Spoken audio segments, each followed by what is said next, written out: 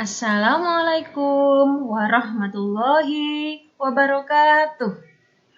Halo anak-anak hebat.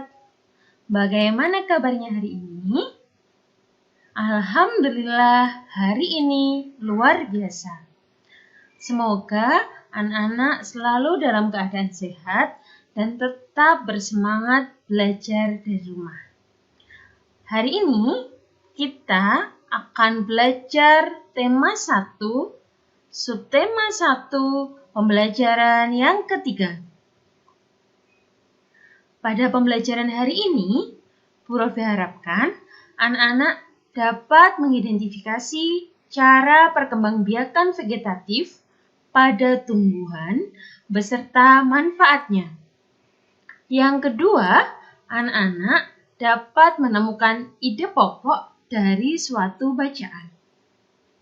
Nah, anak-anak masih ingat tidak dengan cara perkembangbiakan jagung yang sudah kita pelajari pada pembelajaran pertama? Wah, bagus. Jagung berkembang biak secara generatif yang terjadi melalui proses penyerbukan dan pembuahan sampai berbentuk biji. Biji jagung tersebut ditanam untuk membentuk tanaman yang baru. Perkembangbiakan pada tumbuhan dibagi menjadi dua, yaitu secara vegetatif dan secara generatif. Kemarin kita sudah sama-sama belajar perkembangbiakan tumbuhan secara generatif. Dan hari ini kita akan belajar bersama-sama tentang cara perkembangbiakan tumbuhan secara vegetatif. Nah, lalu bagaimana ya perkembangbiakan vegetatif pada tumbuhan?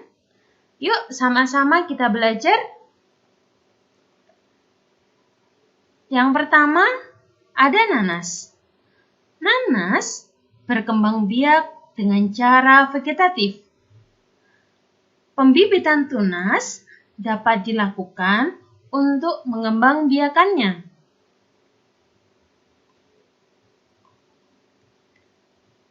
Bawang merah memiliki bentuk berlapis yang di tengahnya akan tumbuh tunas. Umbi lapis terdiri atas daun yang tumbuh melapisi batang dan membengkak di dalam tanah. Pohon pisang berkembang biak dengan cara membentuk anak pisangan pohon yang disebut tunas.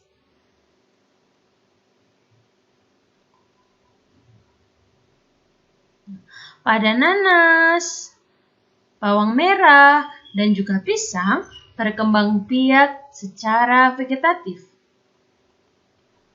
Lalu, apa itu perkembangbiakan vegetatif? Wah, bagus. Perkembangbiakan vegetatif adalah cara berkembang biak suatu makhluk hidup yang terjadi tanpa melalui perkawinan. Makhluk hidup baru tumbuh berasal dari induknya. Perkembangbiakan vegetatif dibagi menjadi dua, yaitu perkembangbiakan vegetatif alami dan perkembangbiakan vegetatif buatan. Perkembangbiakan vegetatif alami terjadi dengan sendirinya tanpa ada bantuan dari manusia. Sedangkan perkembangbiakan vegetatif buatan terjadi dengan bantuan manusia. Lalu, apa saja yang termasuk perkembangbiakan vegetatif alami dan vegetatif buatan? Yuk, sama-sama kita simak. Yang pertama, perkembangbiakan vegetatif alami. Ada umbi. Umbi terdiri dari 3 jenis. Yang pertama, umbi lapis. Yang kedua, umbi batang, dan yang ketiga, umbi akar. Yang pertama, umbi lapis. Umbi lapis terdiri atas daun yang tumbuh melapisi batang dan membengkak di dalam tanah. Contohnya terdapat pada bawang merah. Coba anak-anak ambil 1 siung bawang merah, kemudian belah menjadi 2 bagian. Lihat bagaimana yang terjadi. Yang kedua, ada umbi batang. Umbi batang adalah tanaman umbi yang menggunakan batang sebagai tempat menyimpan cadangan makanan. Contohnya ada pada kentang. Yang ketiga, ada umbi akar. Umbi akar adalah tanaman umbi yang menggunakan akar sebagai tempat menyimpan cadangan makanan.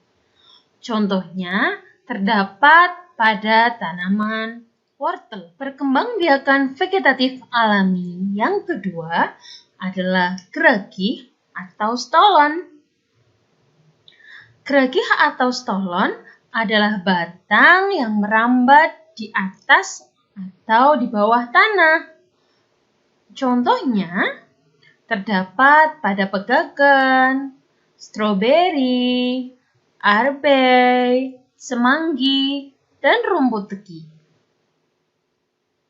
Perkembangbiakan vegetatif alami yang ketiga adalah akar tinggal atau rizoma. Akar tinggal adalah batang yang terdapat di dalam tanah. Contohnya terdapat pada tanaman jahe, kunyit, temulawak, lengkuas, dan kencur.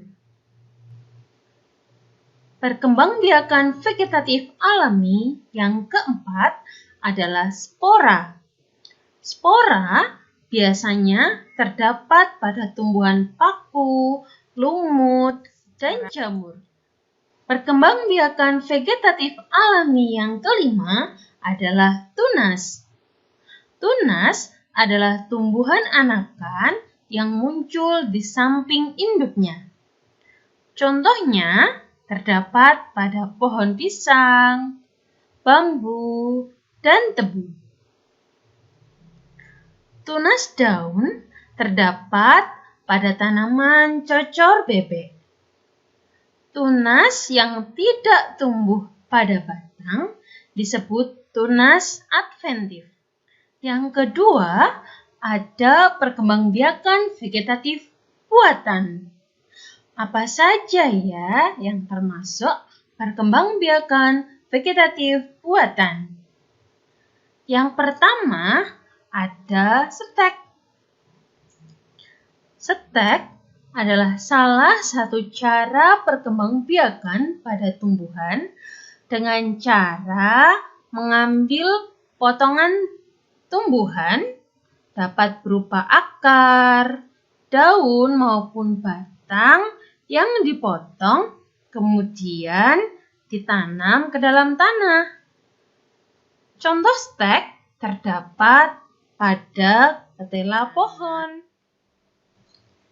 Perkembangbiakan vegetatif buatan yang kedua adalah cangkok. Cangkok dapat dilakukan dengan cara mengupas kulit tumbuhan induknya, lalu pada bagian tersebut dibungkus tanah dan ditutup rapat dengan menggunakan plastik ataupun sabut kelapa. Jenis tanaman yang dapat dicangkok adalah pohon mangga.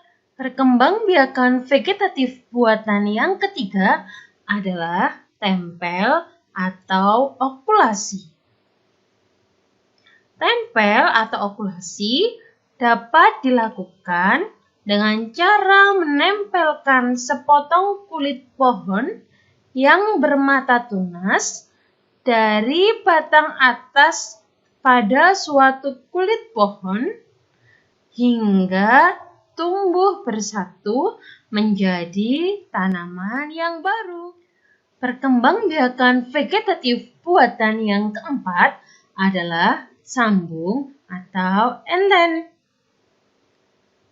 Sambung atau enden adalah menyatukan pucuk atau calon batang atas dengan batang bawah sehingga terbentuk tanaman yang baru.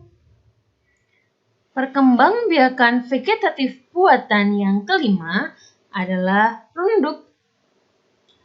Cara tumbuhan berkembang biak dengan merunduk dilakukan dengan merundukkan dan membelokkan cabang tanaman sampai ke tanah. Kemudian, bagian yang dirundukkan itu ditimbun dengan tanah.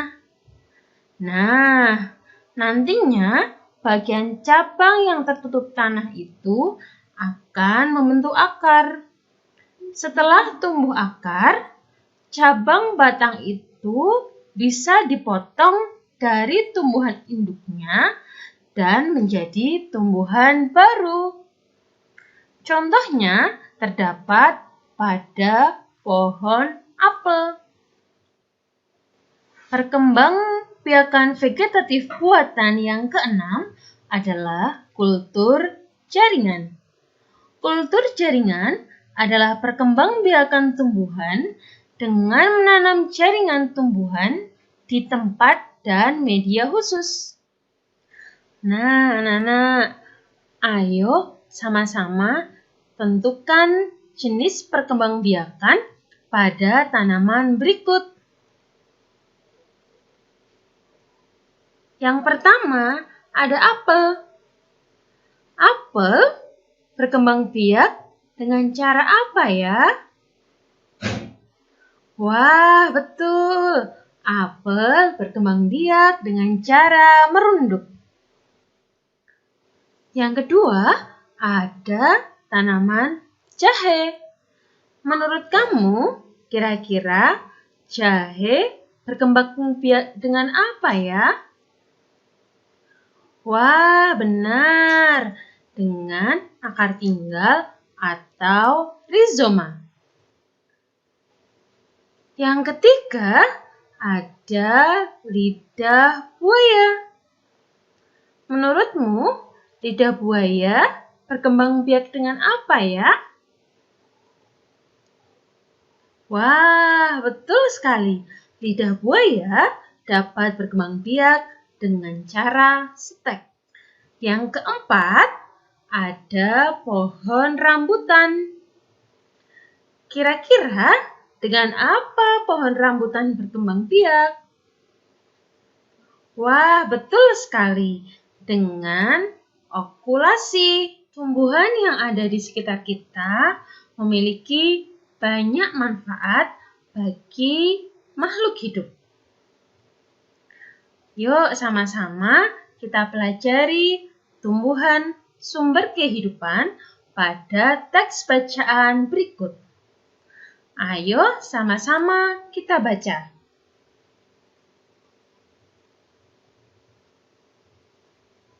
Nah, anak-anak, setelah selesai membaca, kira-kira ada berapa paragraf dari bacaan tumbuhan sumber kehidupan?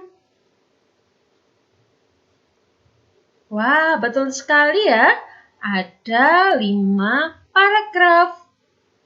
Nah, anak-anak tahu tidak apa ide pokok yang terdapat dalam masing-masing paragraf?